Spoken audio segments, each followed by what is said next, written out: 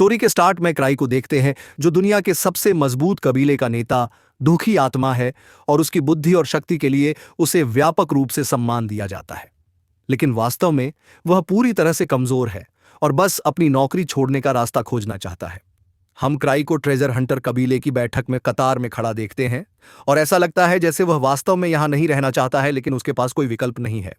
इस दुनिया में खजाना खोजने वाले मूल रूप से मशहूर हस्तियां हैं, क्योंकि वे दुनिया भर में खजाने की खोज करते हैं और प्रेत के खिलाफ जोखिम उठाते हैं बिना किसी स्वास्थ्य बीमा के।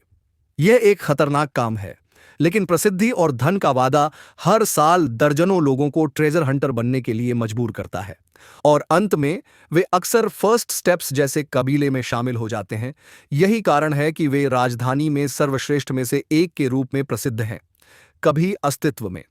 इसमें पार्टियों का एक संग्रह होता है जो एक दूसरे की सहायता के लिए एक साथ आते हैं, और यहां इतने सारे लोगों के शामिल होने का कारण यह है कि जब तक आपका नाम जिन्वू नहीं है, एक अकेले शिकारी के रूप में आप कितनी दूर तक जा सकते हैं, इसकी एक सीमा है। क्राई खुद पर ज्यादा ध्यान आकर्षित किए बिना इस बात को खत्म करने की कोशिश कर रहा था, लेकिन कहीं से उसके पीछे की लड़की बात करना शुरू कर देती है और पूछती है कि क्या वह भी किसी पार्टी में शामिल होने के लिए यहां आया है।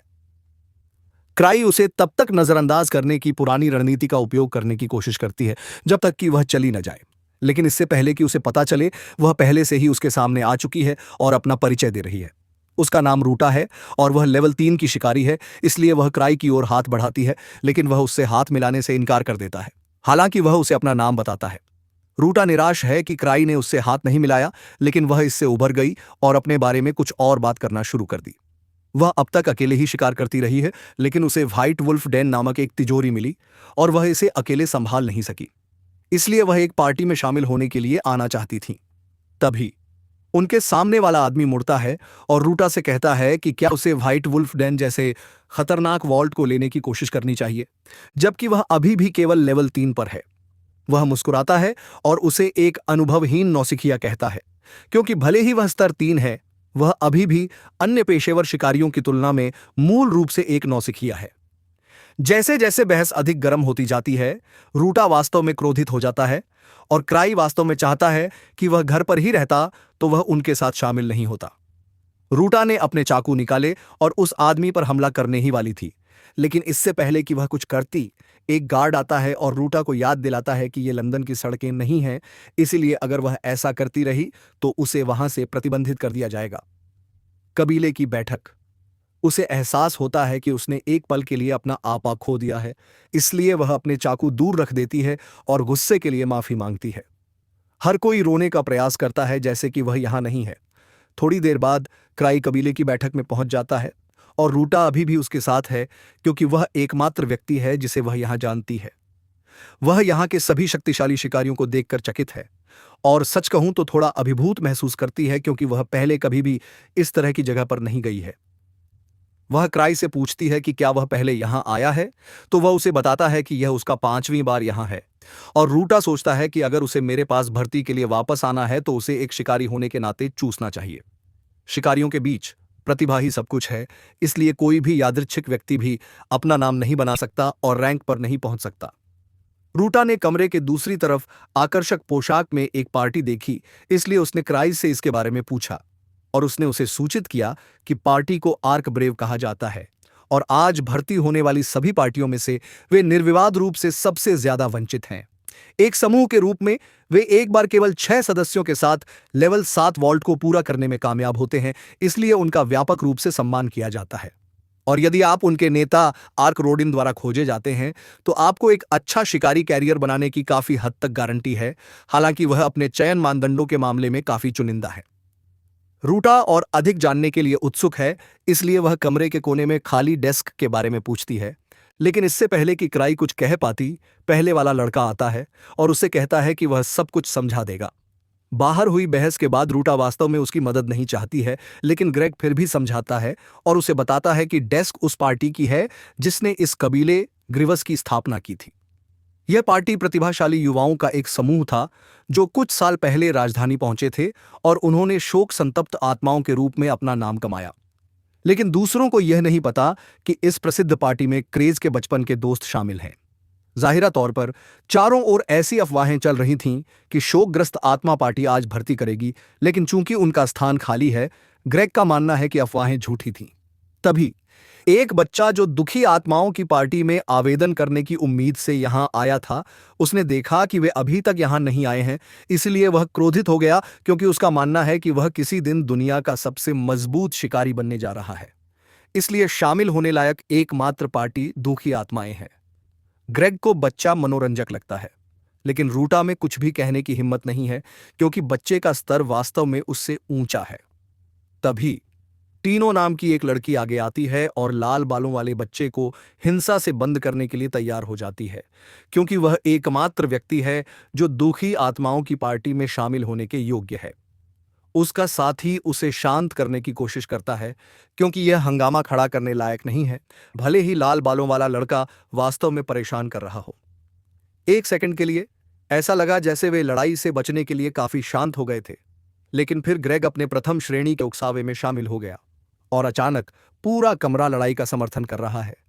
अब सारी चमक दमक बंद हो गई है, इसलिए टीनो और बच्चे एक दूसरे का सामना करने के लिए खड़े हो जाते हैं। क्रैग बता सकता है कि चीजें जल्द ही वास्तविक होने वाली हैं, और जब ऐसा होता है तो वह आसपास नहीं रहना चाहता है, इसलिए वह रूटा को अपने साथ बाहर आने के लिए कहता है। जैसे ही लड़ाई शुरू होने वाली है, टीनो ने पहले से ही बच्चे को डींग मारने की बात पर मारने का इरादा कर लिया है और वह हत्या के आरोपों को संभालने के लिए शाउल को बाद में बुलाएगी, या कम से कम यही योजना थी जब तक कि वह पास में एक परिचित उपस्थिति नहीं भेजती। और जैसे ही वह क्रैग को देखती है, वह लड़ाई के बारे में सब भूल जाती है और पुलिस पर आरोप लगाती है, सीधे उसके लिए। अचानक हुए हमले से क्राई घबरा जाता है, इसलिए वह लड़खड़ाकर पीछे की ओर गिर जाता है और टिनो घबराकर मुड़ता है। उसे मास्टर कहता है और पूछता है कि क्या उसने उसे वहां अपना आपा खोते हुए देखा है। इसके बाद आर्क भी आता है और क्रे का स्वागत करता है क्योंकि वह उसके आगमन की प्रतीक्षा कर रहा है। क्राई के आने तक वे क्लैम मीटिंग शुरू नहीं कर पाते क्योंकि वह क्लैम मास्टर और अभिवादन करने वाली आत्माओं के नेता दोनों हैं। हर कोई जो पहले से ही उसे नहीं पहचानता था, वह यह सुनकर चौंक गया, क्योंकि इसका मतलब है कि क्राई यहां सबसे महत्वपूर्ण व्यक्ति होना चाहिए। हालांकि उसे जो सारा ध्यान मिल रहा है वह उसे बीमार महसूस करा रहा है, इसलिए वह वास्तव में घर जाना चाहता है। कई साल पहले जब क्रे और उसके बचपन के दोस्त पहली बार राजधानी आए थे, तो वे सभी शुरुआती वॉल्ट और रिकॉर्ड समय को साफ कर रहे थे, लेकिन बस एक समस्या थी, क्रे को पता नहीं था कि वह क्या कर रहा था। वह एक राक्षस से बच गया और उसके साथियों ने सोचा कि वह जानबूझकर अपने गार्ड को नीचे कर रहा है ताकि वह चारे के रूप में काम कर सके और वह उसके साथ चला जाए, लेकिन वह पूरी तरह से खा जाने वाला था। उन सभी ने असाधारण शिकारी बनने का एक ही सपना साझा किया था, लेकिन अन्य 5 के विपरीत क्रे असाधारण रूप से साधारण था। वह जानते थे कि देर सबेर वह पार्टी के लिए बोझ के अलावा कुछ नहीं बनेंगे, और वह नहीं चाहते थे कि उनके दोस्त उनकी कमजोरी के लिए उनसे नाराज हों, इसलिए उन्होंने खुद ही पार्टी छोड़ने का फैसला किया। हालांकि जब छोड़ने की कोशिश की गई तो किसी तरह उन्हें पार्टी का नेता नियुक्त किया गया। इस तरह वह अपने वास्तव में प्रतिभाशाली बचपन के दोस्तों के नेता के रूप में अपनी वर्तमान स्थिति तक पहुंच गया, लेकिन वह वास्तव में चाहता है कि वह शिकारी बनने से रिटायर हो जाए। रूडा और ग्रेग को अभी भी विश्वास नहीं हो रहा है कि वे पूरे समय क्लैम मास्टर से बात कर रहे थे, और जब क्राई अपनी कुर्सी पर बैठा होता है, आर्ट आता है और पूछता है कि क्या क्राई देर से आया, क्योंकि वह भीड़ को आम लोगों में से एक के रूप में देखना चाहता था। क्राई इससे इनकार करता है और कहता है कि वह बस सो गया था, लेकिन आर्ट सुन नहीं रहा है और दृढ़ता से मानता है कि क्राई जानबूझकर देर से आया था। किसी कारण से, चाहे क्राई खुद को समझाने की कितनी भी कोशिश करे, लोग हमेशा उसे इस तरह से गलत समझते हैं कि वह वास्तव में जो है उससे बेहतर दिखता है। खेनिम को यह पसंद नहीं है कि आर्ट क्राई के कितना करीब है, इसलिए वह उसे क्लैम से बाहर निकालना चाहती है, लेकिन क्राई ऐसा नहीं करने जा रही है। टीनो एक लेवल 4 शिकारी है जो के बचपन के दोस्तों में से एक, लिज का प्रशिक्षु भी है, इसलिए वह उसके आसपास बहुत घूमती रहती है।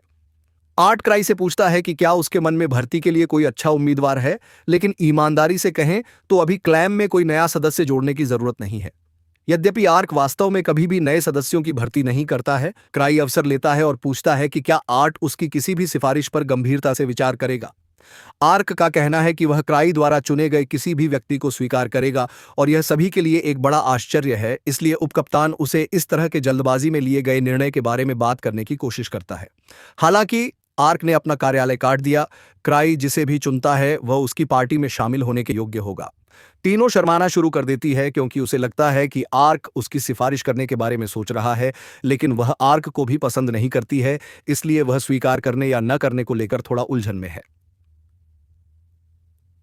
अचानक पहले वाला बच्चा, जिसका नाम गिलबर्ट है, भीड़ के सामने आता है और वह भीख मांगने के लिए पूरी तरह से तैयार है अगर क्राई द्वारा स्वीकार किए जाने के लिए ऐसा करना पड़े। क्राई यह सोचने की कोशिश करता है कि क्या गिलबर्ट एक अच्छा विकल्प होगा या नहीं, लेकिन वह जल्दी ही हार मान लेता है क्योंकि वह एक भयानक न्यायाधीश या चरित्र है।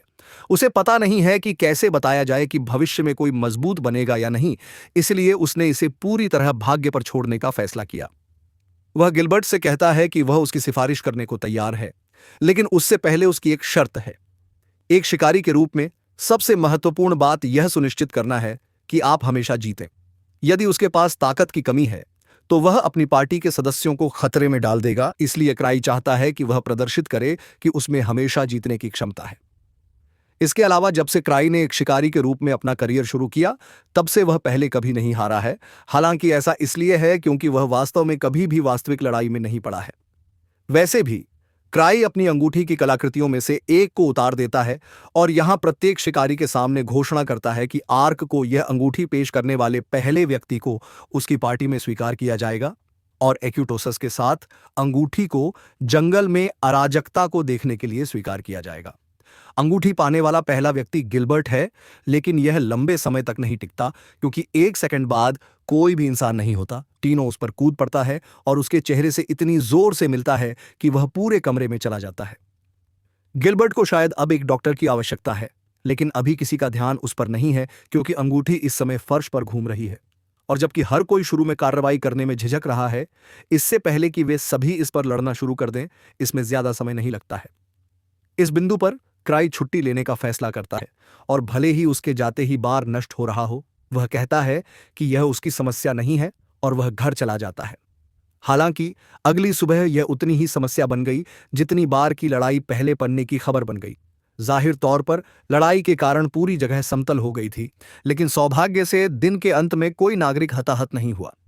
हालांकि घटनाओं के परिणाम स्वरूप ईवा ने उसे बताया कि एक्सप्लोरर्स एसोसिएशन उसके साथ एक निजी बैठक करना चाहता है और क्राई को पहले से ही पता है कि इसका मतलब है कि वे उस पर चिल्लाने वाले हैं।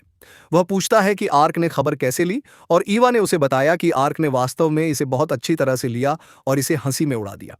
चूंकि आर्क शायद पागल नहीं है, क्राई उसके अच्छे मूड का फायदा उठाना चाहता है और उसे बार के पुनर्निर्माण के लिए बिल भेजना चाहता है और साथ ही उसे एसोसिएशन के साथ बैठक में जाने के लिए कहना चाहता है। लेकिन ईवा उसे सूचित करती है कि बैठक विशेष रूप से होती है उसके लिए, इसलिए इस बार उसके इससे बाहर निकलने का कोई रास्ता नहीं है। यहां तक कि अगर वह इसे नजरअंदाज करने की कोशिश करता है तो एसोसिएशन मैनेजर गार्क हमेशा की तरह उसका शिकार करने जा रहा है, इसलिए क्राई गुफा में घुस जाता है और जाने के लिए सहमत हो जाता है।